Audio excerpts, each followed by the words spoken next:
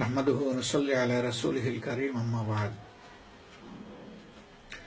প্রিয় দেশবাসী, আসসালামু আলাইকুম ওয়া রাহমাতুল্লাহ। স্বাভাবিক পরিক্রমায় দেশ এবং জাতি আরেকটি বর্ষ অতিক্রম করতে যাচ্ছে।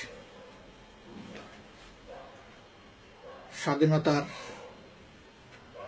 ৪৫ বছর পর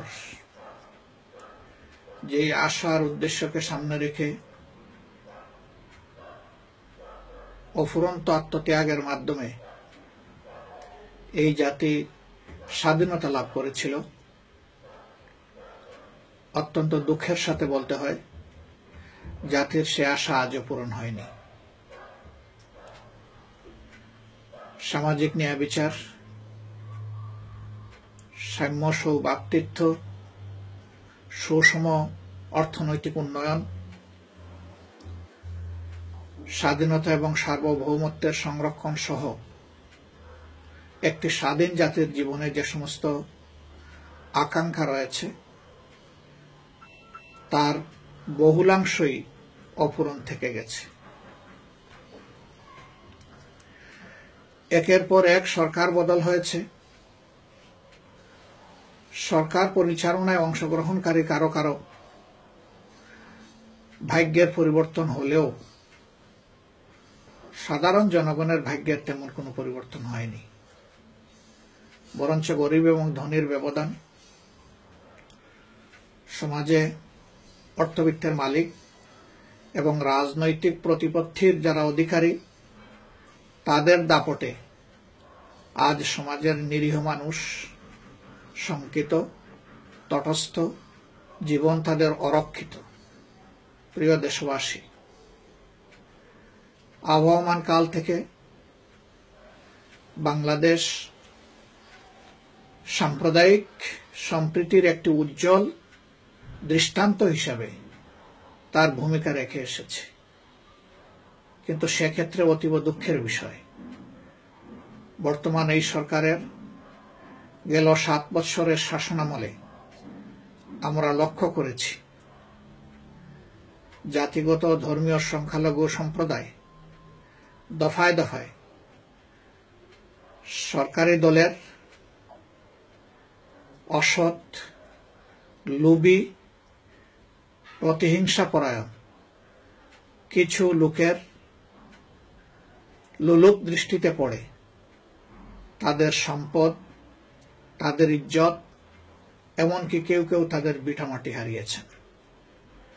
তাদের জীবন অনেকের ঝুঁকির মধ্যে রয়েছে। অতি সম্প্রতি ব্রাহ্মণবাড়িয়ার নাসিরনগর এবং গাইবান্ধায় সাঁওতাল সম্প্রদায়ের উপর যে বর্বর হামলা হয়েছে সেই দৃশ্য বাংলাদেশ সহ বিশ্ব প্রত্যক্ষ করেছে। তার আগেও দফায় দফায়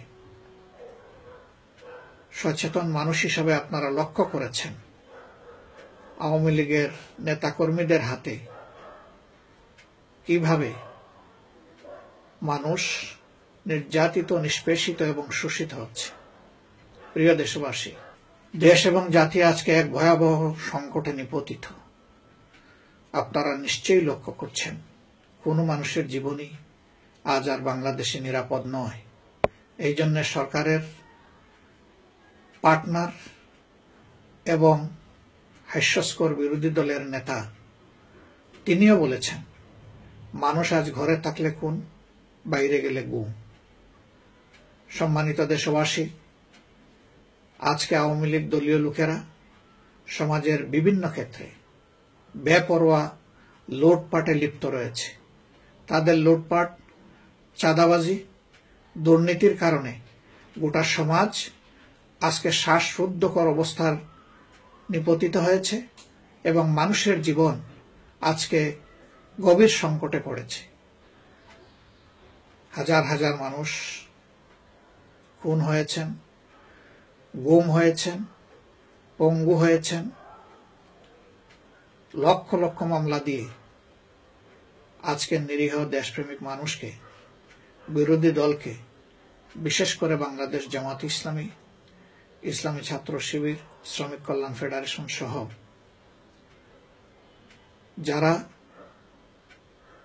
দেশের জন্য, জাতির জন্য কল্যাণ কামনা করে, যারা জাতীয় জীবনে সকল ক্ষেত্রে স্বচ্ছতা চায়, সততার সাথে সরকার পরিচালনা হোক, এই দাবি যাদের প্রাণের দাবি, যাদের পিছনে দেশের লক্ষ লক্ষ মানুষ আজকে সমবেত হয়েছে, সেই জামাতে ইসলামীকে আজকে শেষ করে দেওয়ার জন্য তার নেতৃত্বের উপর আঘাত দেওয়া হয়েছে, দলের উপরে আঘাত দেওয়া হয়েছে এবং বেদনাদায়কভাবে এই আঘাত অব্যাহত রয়েছে।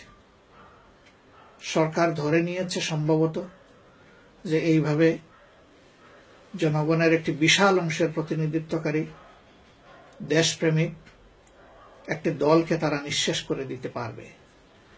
আসলে আমরা অত্যন্ত দৃঢ়কণ্ঠে বলতে চাই, সরকারের এই অসৎ উদ্দেশ্য কখনো পূরণ হবে না ইনশাআল্লাহ।